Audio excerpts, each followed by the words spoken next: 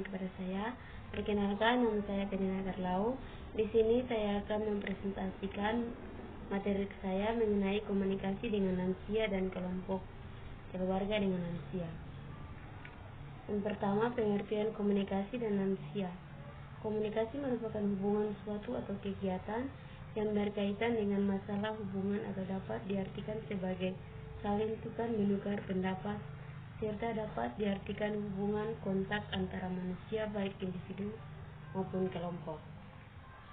Komunikasi adalah elemen dasar dari interaksi manusia yang memungkinkan seseorang untuk tetap mempertahankan dan meningkatkan kontak dengan orang lain. Ada juga kelompok lanjut usia atau lansia, adalah kelompok penduduk yang berusia 60 tahun ke atas.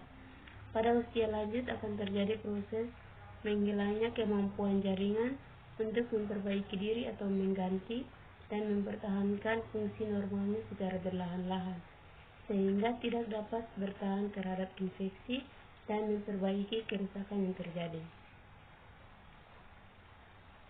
Ada juga teknik nonverbal komunikasi. Yang pertama, perilaku. Perilaku adalah ramah, tamah, sopan, dan menghormati. 3 dan tidak acuh dan perbedaan. Yang kedua, kontak mata, jaga tetap kontak mata. Yang ketiga, ekspresi wajah, merefleksikan perasaan yang sebenarnya. Yang keempat, postur dan tubuh mengangguk dan gerak tubuh yang tepat, meletakkan kursi dengan tepat. Yang kelima, sentuhan, memegang tangan, menjabat tangan. Ada juga teknik meningkatkan komunikasi dengan lansia. Yang pertama, memulai kontak saling memperkenalkan nama dan berjabat tangan. Yang kedua, bila hanya membesar suara hanya untuk mengucapkan pesan-pesan verbal dan merupakan metode primer yang nonverbal. Yang ketiga, jelaskan tujuan dari wawancara dan hubungan dengan intervensi keperawatan yang akan diberikan. Yang keempat, mulai pertanyaan tentang topik-topik yang tidak mengancam. Yang kelima, gunakan pertanyaan terbuka dan belajar mendengar yang efektif. Lingkungan wawancara. Yang pertama, posisi duduk diskusi. Yang kedua, jaga privasi. Yang ketiga, penerangan yang cukup mencegah latar belakang yang sulam. Yang keempat, kurangi keramaian dan berisik. Yang kelima, komunikasi dengan lansia. Kita mencoba untuk memahami dan menjaga, kita mengekspresikan diri kita sendiri. Efek dari komunikasi adalah pengaruh timbal balik seperti cermin.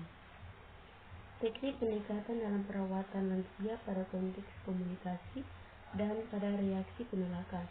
Sebuah teknik pendekatan dalam perawatan lansia pada konteks komunikasi. Yang pertama, pendekatan fisik mencari kesehatan tentang kesehatan objektif, kebutuhan, kejadian yang alami perubahan fisik organ tubuh, tingkat kesehatan yang masih bisa dicapai dan dikembangkan serta penyakit yang dapat dicegah progresivitasnya. Yang kedua, pendekatan psikologis. Pendekatan ini bersifat abstrak dan mengarah pada perubahan perilaku, maka umumnya membutuhkan waktu yang lebih lama untuk melaksanakan pendekatan ini. Perawat sebagai konselor atau advokat terhadap segala sesuatu yang asing atau sebagai pena,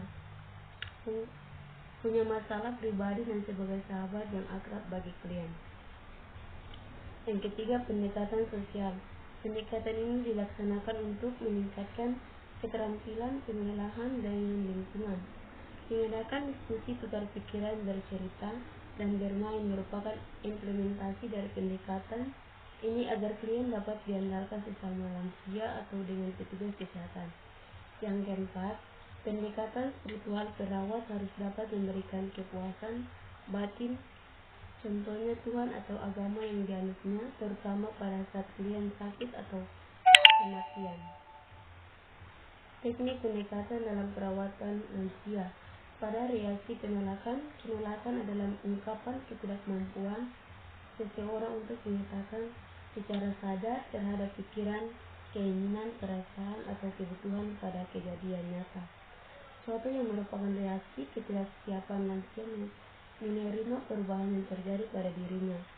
Ada beberapa langkah yang bisa dilaksanakan untuk menghadapi klien lansia dengan konfirmasi antara lain.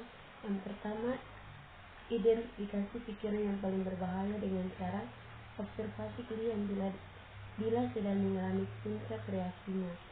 Yang kedua, ungkapkan yang dialami secara perlahan mulai dari yang dirisaukan. Yang ketiga, jangan menyongkok keberatan klien. 1. Penolakan segera menerima reaksi klien. Yang kedua, orientasi klien lansia pada pelaksanaan perawatan sendiri. Langkah ini bertujuan mempermudah proses penerima klien terhadap perawatan yang akan dilakukan serta upaya membandingkan klien.